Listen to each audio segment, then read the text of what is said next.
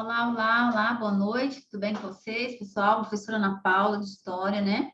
Vamos lá para mais uma aulinha de História. Hoje a gente vai falar sobre a economia colonial açúcar.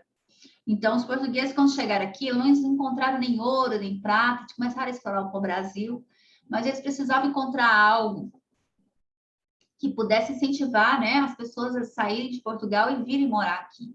E isso teria que ser, esse incentivo teria que ser por ganhos econômicos. Não só as pessoas, mas também o rei de Portugal. Então, qual foi a solução encontrada? A produção de açúcar, né?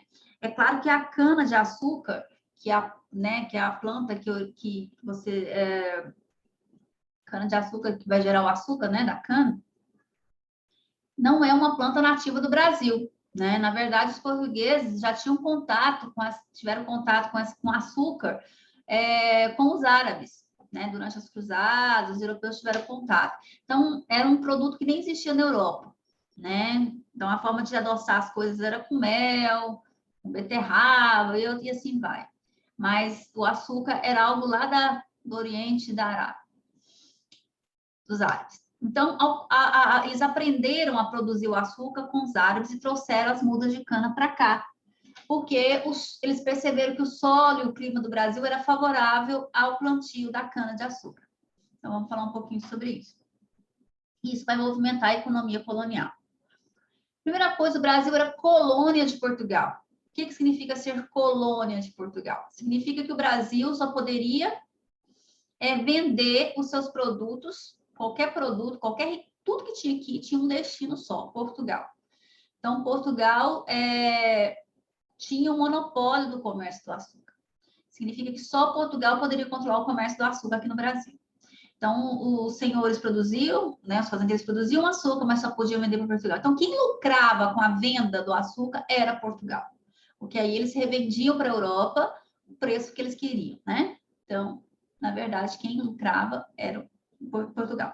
Portugal revendia para o Brasil produtos industrializados, manufaturados. Então, o Brasil não poderia produzir nada que fosse produzido na metrópole. Metrópole é Portugal. Colônia era o Brasil, certo?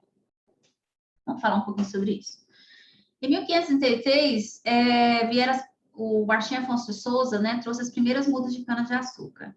Então, o açúcar vai ser plantado no Nordeste. Principalmente, as duas regiões que mais vão produzir o açúcar é a região, a capitania de Pernambuco e Bahia. Pernambuco e Bahia. Por que produzir o açúcar? Então, eu já falei um pouco sobre isso. Primeiro, as condições favoráveis, o clima, o solo, né, favorecia o plantio da cana-de-açúcar aqui no Brasil. Os portugueses já tinham experiência anterior, eles já sabiam cultivar a cana, né, produzir o açúcar, eles já sabiam as técnicas de produção.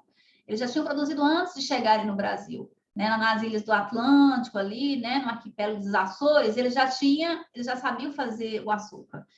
E o açúcar era um produto raro, né? Era um produto de luxo. Era comum as rainhas, as princesas se casarem e darem, em vez de dar barras de ouro, dava sacas de açúcar, tanto que o açúcar valia no mercado, né? Então, era uma especiaria que, como eu disse, alcançava altos preços no mercado, tinha bons lucros. Então, o negócio açucareiro não ficou apenas nas mãos dos portugueses, também os holandeses vão entrar nesse comércio, mas porque os portugueses deixaram, né? Como se fosse uma parceria permitida pelos portugueses. Portugal nunca teve tanto dinheiro, então precisava de parceiros que pudessem ajudá-lo nesse investimento. E aí os holandeses ficavam responsáveis pelo transporte, pelo refino e pela venda do açúcar no mercado europeu, né? Claro, com o consentimento dos portugueses, que é os portugueses que passavam, né, que permitiu que eles fizessem isso, e claro que os portugueses ganhavam isso aí.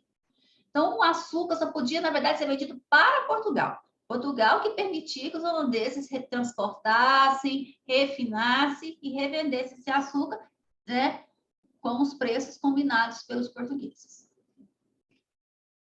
Não, então vamos falar do engenho. O que é um engenho? Engenho é a unidade produtora do açúcar, né? É onde se produz açúcar. Então, nos primeiros séculos da colonização, a parcela considerável da população concentrava-se no campo, né? Nas grandes propriedades rurais ligadas à produção agrícola e à pecuária. Essas unidades produtivas tornaram-se um núcleo social, administrativo e cultural, como foi o caso de muitos engenhos. Então, assim, os engenhos tinham muito mais poder político, né, cultural, do que as próprias cidades, vamos dizer assim. Então, começou a se formar uma sociedade em torno do açúcar, a sociedade açucareira. Então, aí a sociedade, claro que é uma sociedade patriarcal. Essa imagem aqui do Debré mostra justamente um funcionário público, claro que não é um senhor de engenho, né, mas é um funcionário público de uma cidade ligada a um engenho. E aí, atrás dele tem as filhas, tem a esposa, talvez aqui, né, uma ama, né, uma cuidadora, né, uma escrava que carrega ali, né, a criança, e aí vem uns escravos para ajudar. É uma cidade patriarcal que mostra a seriaquia. O homem tem poder. É uma sociedade patriarcal em que o pai, em que o homem manda, né, tem todo o poder sobre a família, sobre tudo e sobre todos. Essa coisa aqui dessa fila, né, mostra muito bem isso. Bom, os senhores de engenho, e aí quando a gente vai para o campo, os senhores de engenho, além de serem, né, de ter o poder sobre a família, né, eles também tinham poder sobre todos os limites de suas terras. Esse poder chegava até as vilas, aos povoados vizinhos, né? Então, o senhor de engenho é um título a que muitos aspiravam, porque trazia consigo a ser servido, obedecido e respeitado, né? Serve ao senhor do engenho em vários ofícios, além de escravos, nas fazendas e na moenda, barqueiros, canoeiros, carreiros, oleiros, vaqueiros, pastores e pescadores.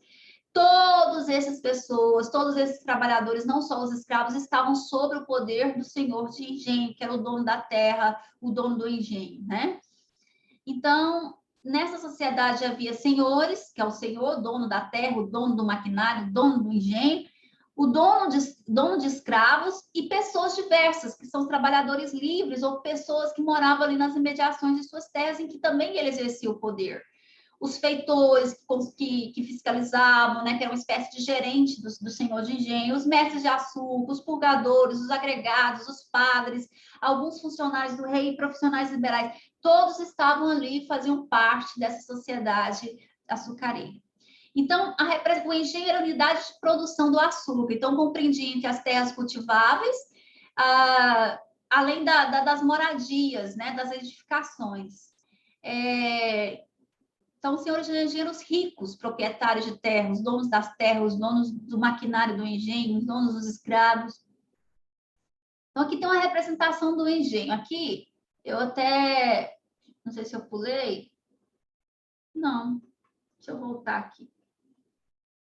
Aqui, isso aqui é uma moenda, né? A moenda era onde se produzia o açúcar. Então, aqui, olha lá, quem está trabalhando aí, você pode observar que são escravos. Então, eles estão pegando a cana, colocando aqui para ser moída. Quem é que mexe, que roda essa moenda? Você vê que é força animal, gado, né? Então, os trabalhadores são os escravos, e o que se pode concluir a respeito da presença de animais é porque eles vão ser muito importantes nessa parte de produção do açúcar, o gado, principalmente, né? Então, a moenda. Então, vamos falar do engenho, que é a representação do engenho. Então, se você tem aqui o engenho. A moenda aqui, né? A moenda fica aqui, roda d'água, geralmente os engenhos tinham próximo de si 1 quilo. Aqui era onde se produzia o açúcar, tem a fornalha, né, a caldeira, tudo isso, né, que virava um melaço, esse melaço colocava, né, para poder endurecer, depois purgar, então era isso aqui. A casa grande, que era a casa principal, onde o senhor e sua família moravam. Aqui tem uma capela, sempre tinha uma capela, a presença da igreja católica era muito forte. A senzala geralmente ficava ao lado da casa grande. Aqui você está vendo vários carros de boi, né? Então, gado muito importante aqui no transporte de cana, né? De mercadorias aqui no engenho, né? Então, você pode ver que tem vários escravos trabalhando aqui. O canavial, o eito de roça, aqui tem umas casas dos moradores livres, né? Que moravam próximo do engenho. Então, era isso aí. Então, outros produtos também faziam parte da venda, né, da movimentação da economia. Não era só o açúcar, também tinha o fumo, o algodão, o cacau, a castanha do Pará, o guaraná, e tinha alimentos que tinha que produzir para subsistência, né, para sobrevivência, né, fazer a roça, mandioca, feijão, milho, frutas, legumes. A pecuária, então, ela teve importante papel nos engenhos coloniais, como eu acabei de mostrar lá na representação. Fazia gerar moenda, transportava cana e servia também como alimento. Os carros de boi usados também para transportar pessoas e artigos que circulavam pela colônia. Então, a mão de obra era a mão de obra escrava. Inicialmente, vai usar a mão de obra escrava indígena. Então, o índio vai ser escravizado. Então, aquele primeiro momento lá do poste do pau-brasil, né, que ele não era escravizado, que havia o escambo, isso muda depois da efetivação da colonização. Então, os portugueses vão querer o quê? Usar a mão de obra indígena como escrava. Só que, aos poucos, o indígena vai ser substituído pela mão de obra escrava africana, né? Quando vai ter o comércio de escravos da África para cá, de pessoas africanas como escravos para cá. Então, aqui, vai ter o predomínio da escravidão. Por que no engenho vai optar pela escravização africana, em substituição da escravização indígena? Só no engenho, porque em lugares mais distantes ainda vão continuar escravizando os indígenas. Por causa da barreira cultural. Os indígenas do sexo masculino, eles não aceitavam, eles não estavam adaptados ao trabalho na lavoura, porque na cultura indígena, quem trabalha na lavoura é a mulher. Então, o índio do sexo masculino se recusava, porque na cultura dele não era serviço dele. E quem é escravo não tem esse negócio, é todo mundo, né? Então, eles se opunham, havia muita resistência, havia muito trabalho, né? Para impor, para fazer com que esses indígenas do sexo masculino trabalhassem na lavoura como escravos. Então, havia uma barreira cultural. As epidemias, né? Por exemplo, as doenças como varíola, gripe. A gripe matava demais. Às vezes ali o senhor de gente tinha 20 escravos trabalhando para ele na lavoura, e aí de repente pegavam gripe, morria, ficava só 3, ficavam só 5, né? Porque o índio não tinha um sistema imunológico para a gripe, porque a gripe é um vírus que foi trazido da Europa para cá pelo branco, né? Então os índios morriam em decorrência dessas epidemias, não só da gripe, mas de outras epidemias, e isso, sim, os engenhos ficavam ali perdendo tempo, porque precisava da mão de obra, e a mão de obra estava morrendo. Os africanos, eles tinham uma vantagem com relação aos índios, porque eles tinham certos domínios, técnicas que os índios não tinham. Os índios não sabiam mexer eles estavam na fase da madeira, da pedra, né? Os africanos já muitos vinham de sociedades que sabiam mexer, fazer ferramentas, né? Sabiam mexer metalurgia, de ferro. Então, isso era bom para fazer as ferramentas para trabalhar nos engenhos. Alguns africanos já sabiam fazer isso. Isso era vantajoso para o senhor de engenho, né? Então, eles sabiam mexer com a metalurgia, com a criação de gado, coisa que o índio não sabia. E a oposição à escravização indígena pela igreja. A igreja católica era a favor da escravização africana. Ele falava que os africanos, muitos deles vinham com religiões próprias, né? Como o islamismo. Então, para a igreja católica, o africano tinha que ser escravizado mesmo, enquanto o indígena tinha que ser catequizado, né? Ele era um animal, ele era uma pessoa sem cultura, então ele tinha que ser evangelizado. Olha aí, né? Colocando entre parênteses isso. Então, a igreja defendia a catequização e evangelização do índio e era contra a escravização indígena. Então, o Estado vai sofrer a pressão da igreja ali. Não é para escravizar o índio, né? E também o tráfico. O tráfico negreiro, que era um tráfico internacional, o rei de Portugal ganhava mais com um escravo africano do que com o escravo indígena. O escravo indígena estava aqui, a pessoa ia lá e capturava e pronto. Agora, o africano, não. Os traficantes, eles iam na África pegar esse escravo, tinha que pagar imposto para o rei de Portugal, então era mais lucrativo para a metrópole, no caso para Portugal, os escravos, a escravização africana aqui no Brasil do que a escravização indígena. Então, ela foi estimulada, né, a escravização africana. Havia uma pressão dos senhores de engenho comprarem escravos da África.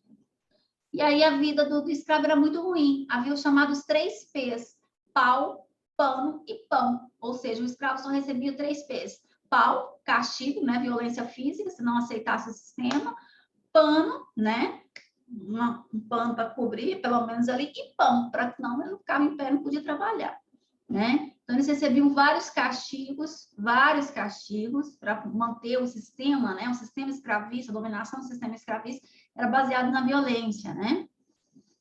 E é isso, tá bom?